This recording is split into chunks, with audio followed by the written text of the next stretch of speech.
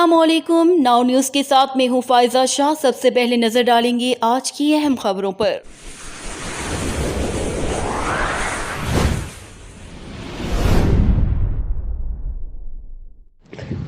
मनसहरा से फैसल डार की रिपोर्ट के मुताबिक पीके छतरी तहसील बालाकोट की सियासत में तब्दीली की हवा चल पड़ी।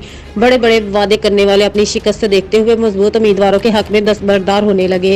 राह हक पार्टी के उम्मीदवार सूबाई असम्बली रमीज यूनुस ने आज़ाद उम्मीदवार सूबाई असम्बली मियां जियाउर रहमान पीके छतरी के दस्तबरदार हो चुके हैं, जिससे हल्का पीके छतरी में मजीद सियासी तब्दीलियां रूनुमा होने के इम्कानात है। अल्लाह के फजल करम से आपकी दुआओं और ताउन और कोशिशों से जो ये कामयाबी मिली है, इंशाअल्लाह 8 फरवरी को भी अल्लाह की ज़ात पर पूरा यकीन है कि आपके ये जज्बे जो नाकाबिले शिकस्त हैं ये रंग लाएंगे और इंशाअल्लाह कामयाबी आपकी होगी। अल्लाह की तरफ से कामयाबी चारपाई के निशान की होगी और इंशाअल्लाह अल्लाह को मंजूर हुआ तो ये बायमी एतमाद और ताउन का सिलसिला।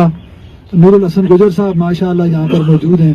मेरा जी ये चाहता है कि एक एक भाई का नाम लेता जाऊँ, तो बहरहाल अल्लाह सब को बहुत इज़्ज़तों से नवाजे और इंशाअल्लाह जिनका नाम नहीं ले सका हूँ, आप ये जान लें कि आपका नाम भी मियां ज़ियाउर रहमान से मुकद्दम है। आपका नाम पहले है, मियां ज़ियाउर रहमान का नाम इंशाअल्लाह बाद में, ये आपको यकीन होना चाहिए।